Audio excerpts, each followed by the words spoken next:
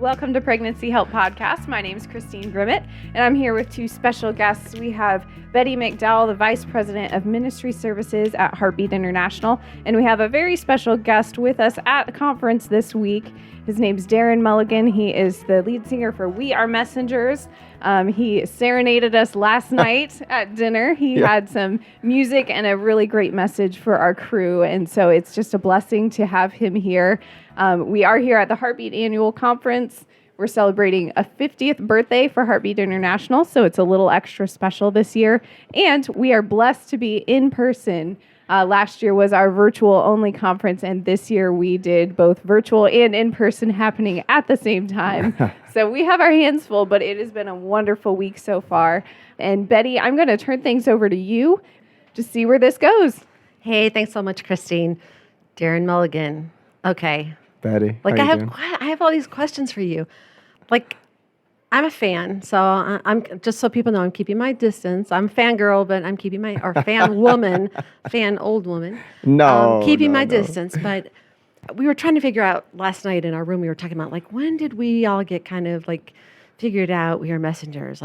When was that? And it's been a couple of years, a year and a half, I think, for me. And it was I really like their music, and so when I travel, it's I have it on, and it was getting a chance to see you then in Washington, D.C. On stage. You didn't see me. I waved at you, but you didn't see me. There was about 100,000 people there, so I didn't see individuals that clearly. And I loved it. And I just thought, not only are you a very blessed and talented musician and singer, you're Darren. You're Darren Mulligan. And it was just really kind of cool to see your character and to see you and to hear your heart. So I have all these things that kind of flip around in my head. So it's okay, I know he's 41 years old, folks. So what did it feel like to be 41-year-old at a 50th birthday party for for a nonprofit organization? Let's start there. Yeah, it feels great to be 41. I was talking to one of my friends recently, and I was just saying, I'm so glad I'm not in my 20s anymore, or that awkward teenage phase. I'm at a period in my life where I'm okay being me. That allows me to do the things that I'm called to do without worrying about what people think about me. I feel like I'm in a season of my life where I have peace for the first time in many, many years. We talk about having peace with Jesus, but most of the time we really don't have it. It's just a thing we say. But I actually have it now, which is really weird. It's really freeing. And it's good to be me. I don't like me quite often, but I'm grateful for the giftings and the callings God has given me, and that I have a great wife, great kids. We have some money in the bank. We have choices that we're able to make freely, and we get to choose to do the things that we love. I'm not been forced into being We Are Messengers. I get to choose to do that now. I'm not forced to live in America. I get to choose to do that. So people look at 40s and 50s that's the loser years or whatever, where you give up on your dreams. I actually think it's quite the opposite. I think it's the period in your life where you have the time, still the energy, and sometimes the resources to do what you're called to do. So I love it. That's cool. Well, wait till you get to your 60s. Oh, I'm going to be loaded when I'm in my 60s. Me and Donald playing golf down in whatever that Mar-a-Lago place is. I don't even like golf or rich places. There we go. So last night, we had really a great time with you. It was so much fun. And so this is going to sound probably stupid on my part. It was the first time I ever really, really made the connection. We are messengers with the fact that you are just a natural evangelist. It's it hit. It's I always thought that was a great name. And I knew what the message was. But it was no, that is you. So I know there's a story here about not only your background, but also We Are Messengers and how that came to be. And I would love for you to share that with us. Yeah. Well, I am an evangelist. I'm a very atypical evangelist. I'm messy, wretched, sinful, and heavily reliant on the mercy of God. And humble, folks. Yeah. I can witness that. I can't say that word without being unhumble. But so I have a very messy, broken life. I have a messy, broken history that was redeemed by God about 13 years ago through my girlfriend who became my wife, who fell in love with Jesus, and she introduced me to God. And I was an atheist. I rejected all of that. And then God just kept on hammering at the door until I eventually said yes to him. And I played music all my life since I was 7 years old, watching my mom and dad dancing in the kitchen to Willie Nelson and Johnny Cash. And the bank would send us threatening letters every week to tell us they were taking her home. My dad would take the letter, cuss at it, rip it up, throw it in the fire, and he'd go and dance with my mother. And so I remember falling in love with music, realizing it could take you away. And it's only when I came to God at 27 that I started to sing. I had never sang before. I'd always played instruments. But my heart was I was so excited about God when I came to him at 27. Like, I would have ran through walls for Jesus. There wasn't a day went by where me and my wife didn't go and tell someone about the love of God. We weren't making any money. There was no career in it. We were just obsessed with Jesus. Our theology was terrible. It still is. But we love God. And so we eventually, long story short, got offered a record deal in America, and we turned that down a couple of times because I had no desire to leave the people I loved or the community I loved. God brought us here. We wanted a name that wasn't Darren Mulligan because I'm always going to let people down, and I don't want people to associate what God is doing with me. I want it to be something broader. And the scriptures say, how sweet are the feet of the messengers who carry the good news of Jesus. And we always want it to be good news. I'm not always good news, but we want to be that. And so We Are Messengers it's kind of just me and my wife and my kids, and then these incredible bandmates that we have. We don't want to be rich. We don't want to be famous. We just want to do really reckless things for God. God knows I've spent most of my life doing really reckless things for me, and now I want to do reckless things for him. That's really pretty cool. You know? Enjoyed spending time with Kyle. Kyle's a good man.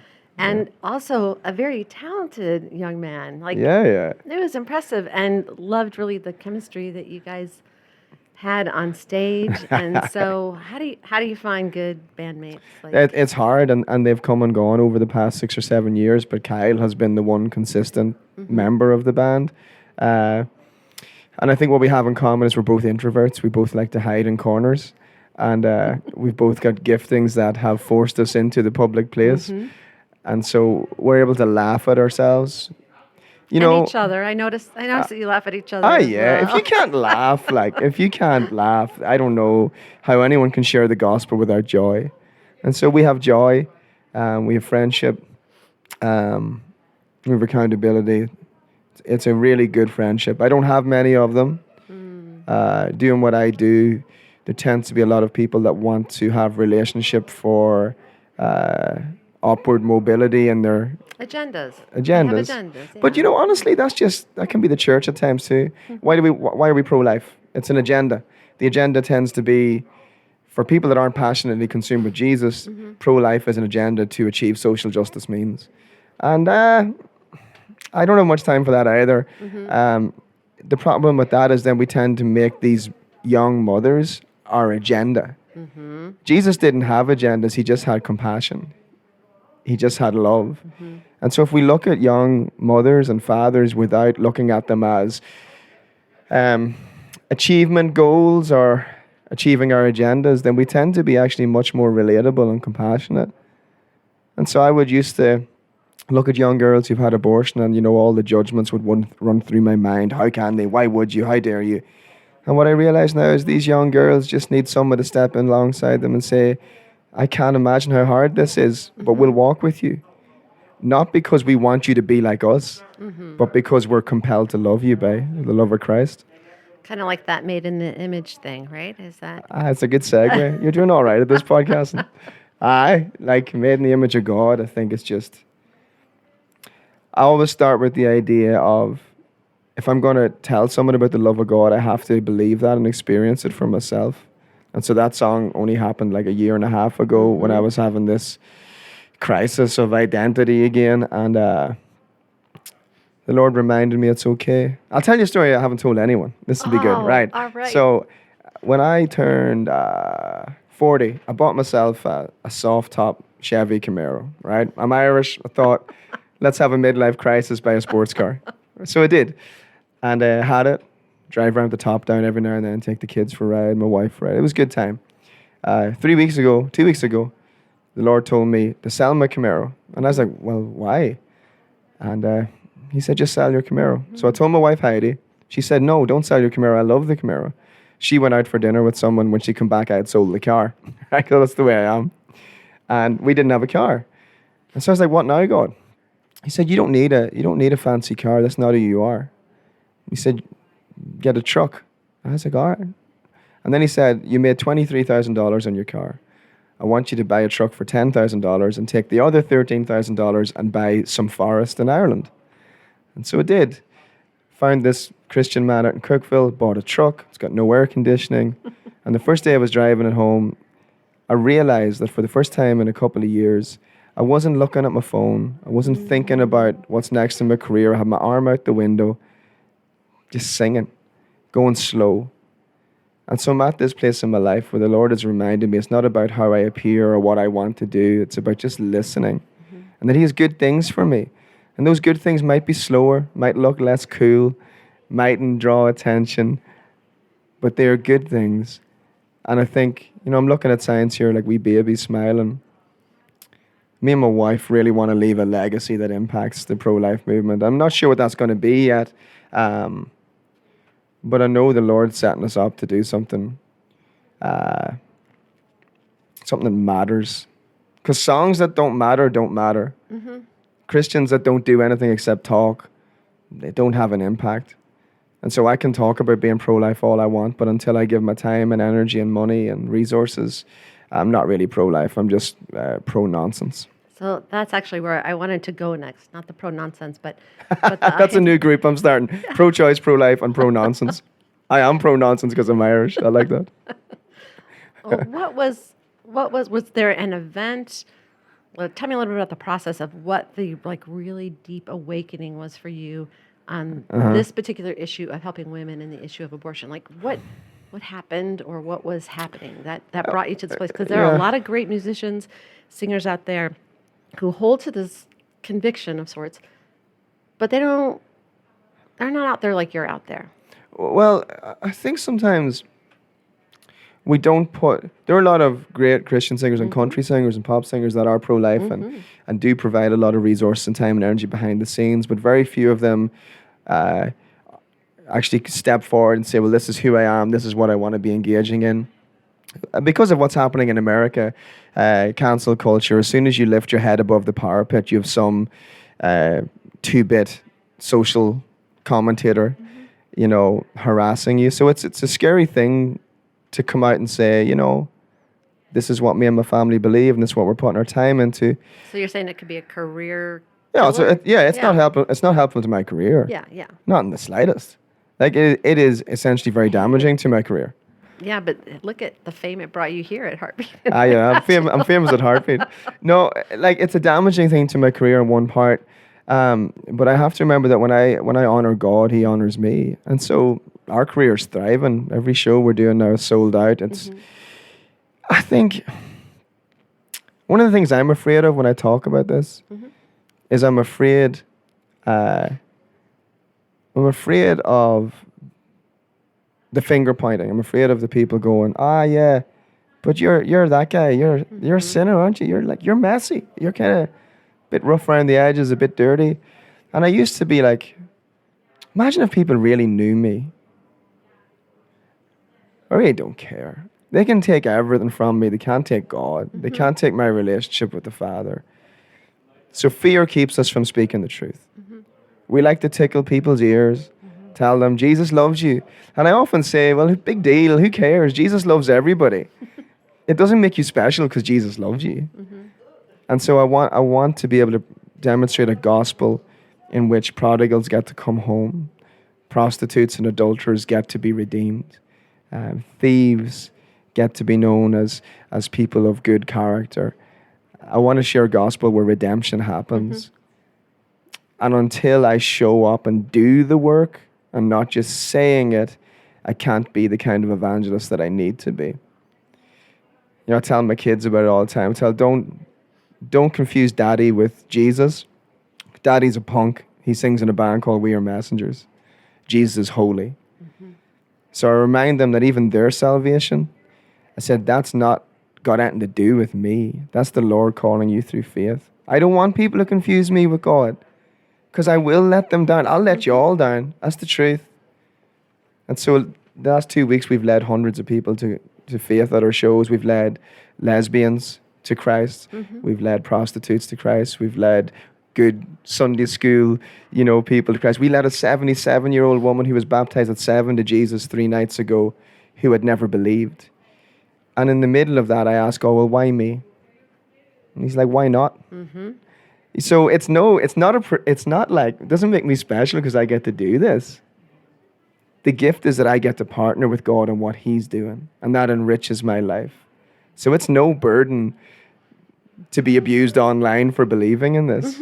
It's a joy, because when they mock and they scorn me, they already did that to him first. So the other thing is why I do it is I've done so much damage in my life. I've caused so much damage and wreckage that for me it's a redemptive part of my story. That the Lord can take someone like me and can allow me to speak hope into people that have none. That's magic. And I don't deserve it. Any of it. I don't deserve my career. I don't deserve my family. I don't deserve the goodness of God. But he's kind. And so while he's dishing out kindness and mercy and redemption, I'll gratefully be lapping that thing up, I love that. So 2 more things for you. Go for it. That kind of come to mind. Here you are at the Heartbeat Conference. And kind of getting a chance to get to know Heartbeat, pregnancy help community, the kind of the service side, and we love working with the sidewalk counselors. But hearing more about things like the abortion pill reversal and all our maternity homes. So here you are. Is there anything that surprised you about hanging out with us? Well, I was surprised how many women were here. It's just the truth. I was surprised and disappointed. I was disappointed that men haven't shown up in our own communities to protect the most vulnerable. That's the truth. I'm disappointed in myself that I showed up as a 41-year-old. I'm late to the party. And so I'd encourage more men to be actively engaging and involved in it. I was surprised by the diversity. It was super cool to see just all the different countries represented. Even in the room, I know with lockdown it's hard to get people here from other countries, but just hearing the accents and the languages. I was surprised by the joy in the room. I think sometimes you think about abortion, and it's a very heavy topic to discuss, but it's really going to take joyful people. You see, joy breaks down barriers. Yeah, joy gives strength. Yeah. Joy is attractive. All we don't need is more people bashing young people over the head with signs saying you're baby murderers. We need people saying, I can imagine if I was in your position, I would probably feel the same. But I'm not, and I have the opportunity to help you. I would love to see the compassion and the tenderness that I saw in that room last night. And the great sadness. I saw a great sadness in people who have been working in this for so many years who are just wrecked, tired from it. Well, it's also broken people serving broken people. Broken right? people serving broken people. That's the gospel. If you want to write a song about that, that's fine with me. Probably have written albums about that. Credit to Betty McDowell. I'll give you 5%. But yeah, that surprised me too. Just the weight of it. And you see it in these people's faces. They're exhausted. Because the field is wide on to the harvest, but the labourers are few. Yeah. And you see how few the labourers really are. Yes, there's hundreds here. Yeah. And you might have had a couple of thousand here last year. But in the grand scheme of things, the percentage of society or the church that are involved in pro-life work is tiny. So you have a very few carrying a very heavy, heavy load.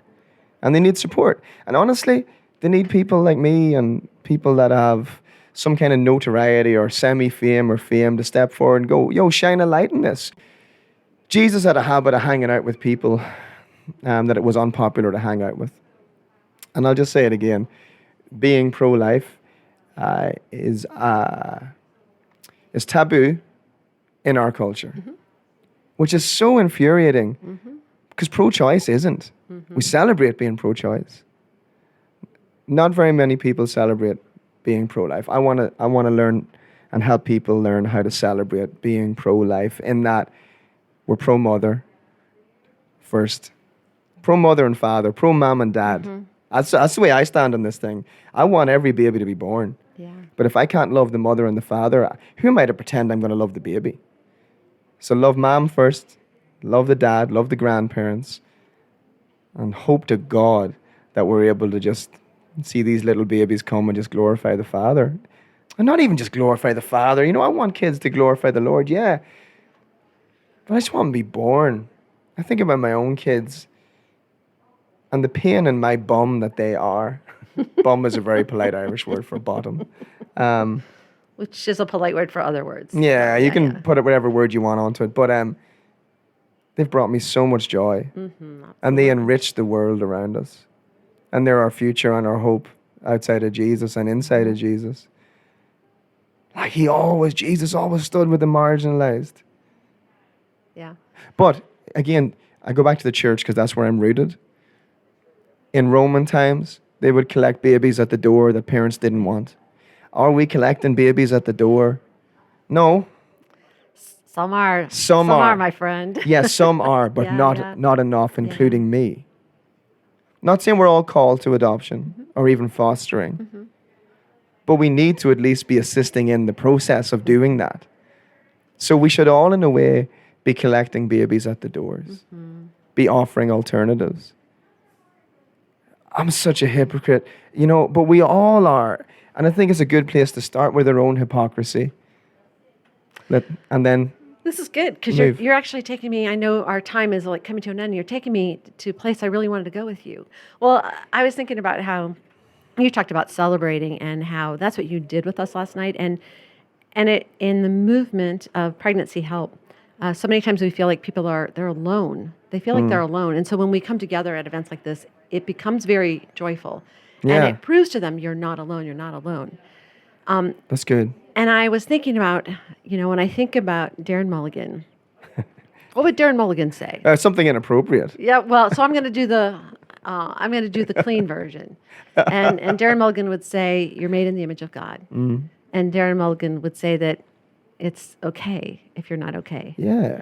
And so I wanted you to close us out really with kind of that opportunity to say to somebody who might be listening to this, who is either in this ministry and discouraged, or they recognize their brokenness, or there might even be someone who's picking this up, but they recognize that they're not okay.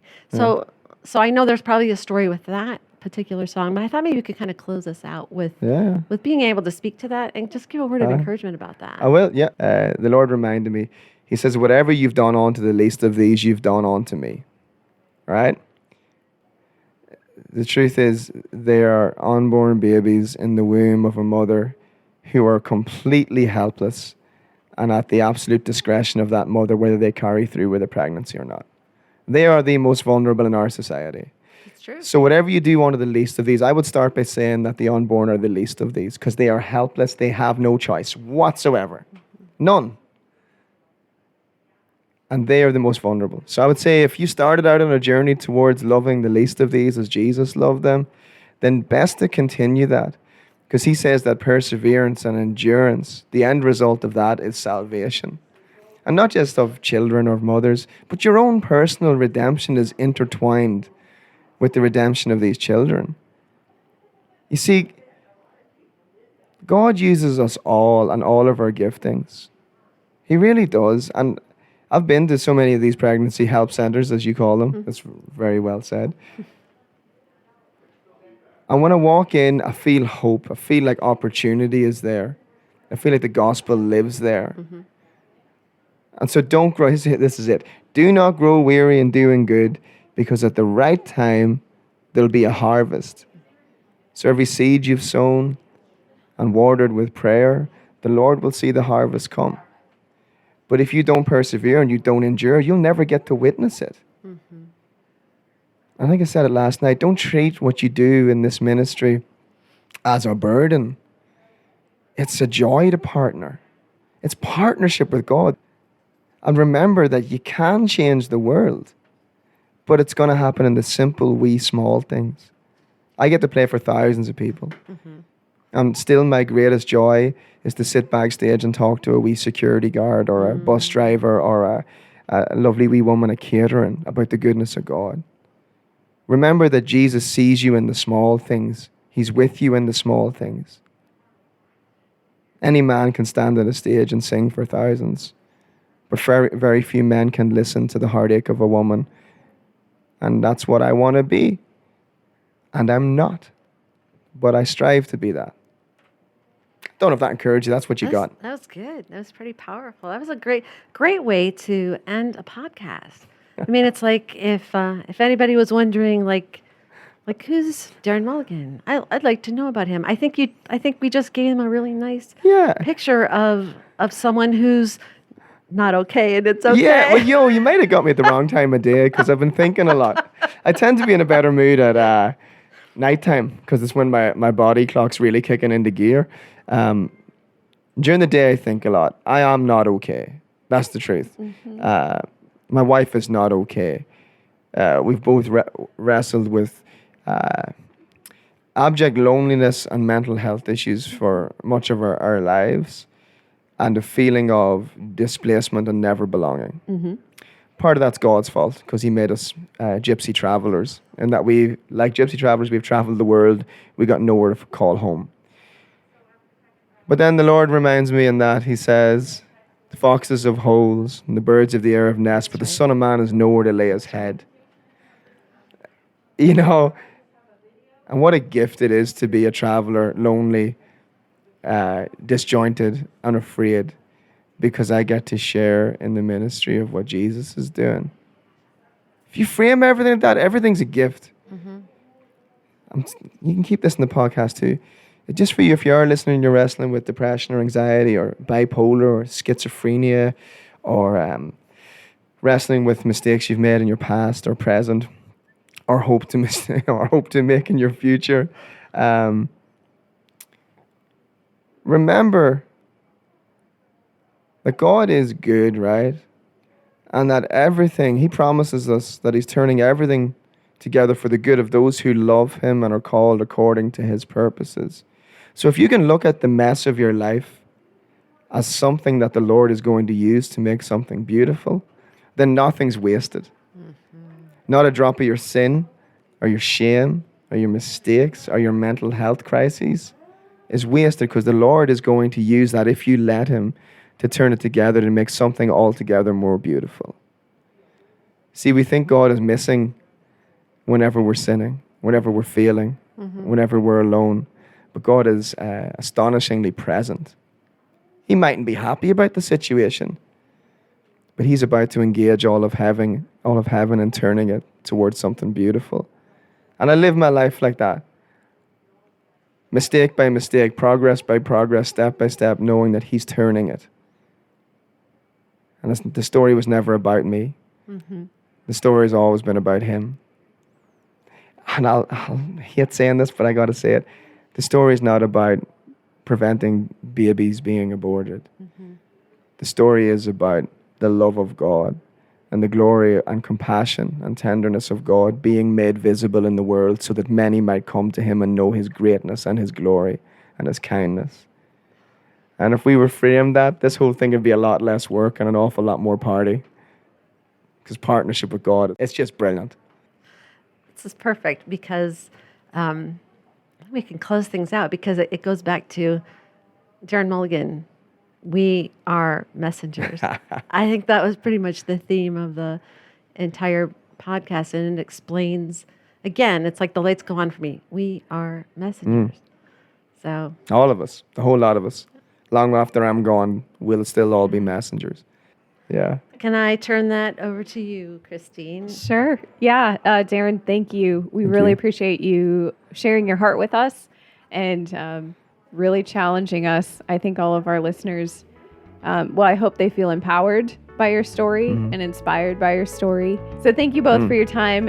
To our listeners, if you would like to hear more from Pregnancy Help Podcast, you can go to heartbeatinternational.org/podcast and subscribe. And we'll have some links there as well. And also check out We Are Messengers. They're an excellent band. We would love for you to go hear some of the music. And thank you again to both of you. And I hope everyone has a very blessed rest of your day.